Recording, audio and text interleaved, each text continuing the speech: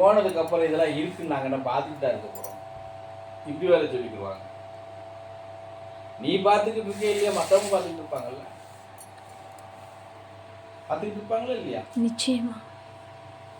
அவன் 10 பேர் சொல்லலாம், 2 பேர் அதில் சொல்லுவான்ல அந்த நடைமுறையை. அப்போ அந்த 2 பேர்கிட்ட 4 பேர் கேட்கும்போது அவன் அங்கிட்டு ஒருத்தன் சொல்லுவான்ல. அப்படித்தான் அது போய்கிட்டே இருக்கும் அந்த நிலைப்பாட்டு. ஒன்று இந்த பரதேசியும் இங்கே இருக்கிறேன் நீங்கள் சொன்னது மாதிரி. சப்போஸ் மறைவுன்னு ஒன்று இருக்குது, சரீரம்னு ஒன்று எடுத்துக்கிட்டா மறைவுன்னு ஒன்று இருக்குது. மறைஞ்ச பிற்பாடு எப்படியாவது 10 பேர் அதை சொல்லிக்கிட்டு பேசிக்கிட்டே இருப்பானா, இருக்க மாட்டானா? நிச்சயமாக இருப்பாங்க சாமி. இப்போ நாங்கள் தான் அந்த பகுதிக்கு போகல, பல பேர் வந்து போய்கிட்டு இருக்காங்க. அவர் இருக்கிற காலத்தில் இப்படிலாம் நடத்திக்கிட்டு இருந்தார், இதெல்லாம் செயல்படுத்திக்கிட்டு இருந்தார். இன்னைக்கு அவர் இல்லைப்பா, நாங்கள் போனால் கூட அவர் சொல்கிறத கேட்கறதுக்கு இன்னைக்கு அவர் இல்லைப்பா, இது பேசுவாங்கல்ல. நிச்சயமாக சொல்லுவாங்க சார். அது நடந்துக்கிட்டு தான் இருக்கும். புரியுதா? இப்போ நம்ம இருக்கிறோம், நாங்களும் போனோம், அங்கெல்லாம் பயணம் பண்ணியிருக்கிறோம், செஞ்சுருக்கிறோம். எங்களுக்கு நன்மையை கொடுத்துருக்கு, எங்கள் குடும்பத்துக்கு நன்மையை கொடுத்துருக்கு.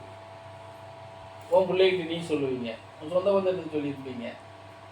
அதில் 4 பேர் இப்படிலாம் அவங்களாம் போனாங்க வந்தாங்க, அந்த இடம் இப்படி போய்கிட்டு இருக்கா, நம்ம போனோம், அதுமா வராது. அப்படியே தூந்து போயிருமா என்ன? எப்பேற்பட்ட மனதாக இருந்தாலும் அப்படியே லேசானாலும் புகைச்சிக்கிட்டு தான் இருக்கும். பெரிய அளவில் மடமடன்னு எரியலைன்னா கூட புகையாவது புகைஞ்சிக்கிட்டு இருக்கும்ல. அதுக்கு தகுந்த மாதிரி தான் நாம அது பயணம் பண்ணக்கூடிய பக்தர்களை சார்ந்தது. புகைஞ்சிக்கிட்டு இருக்கிறதும் மடமடன்னு எரியறதும் யாரை சார்ந்ததுன்னா பயணம் பண்ற பக்தர்களை சார்ந்தது.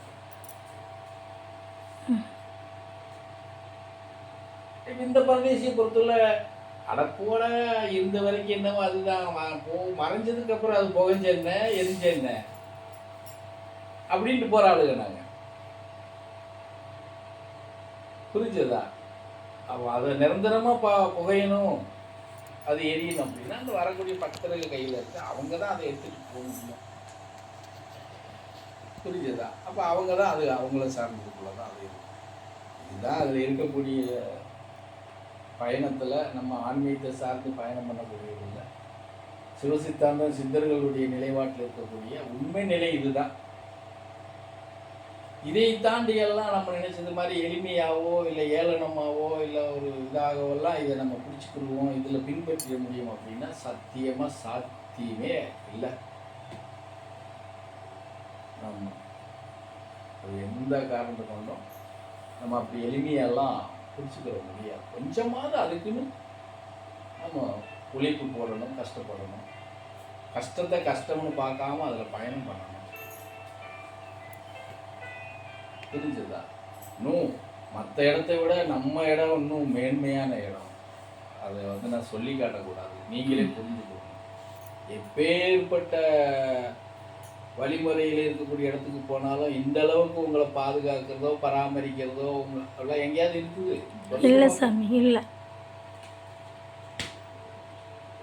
நான் என்ன கேட்டேன், இப்போ எனக்கு பதில் சொல்லு. சொல்லு.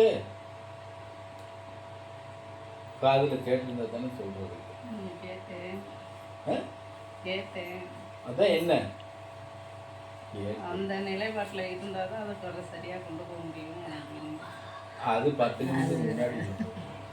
இப்போ மண்டையை தட்டுறதுக்கு முன்னாடி என்ன சொன்னேன்? இதுதான் மண்டையில் கலர் போடக்கூடாதுன்னு சொல்லுவோம். அது உள்ள போய் இறங்காது.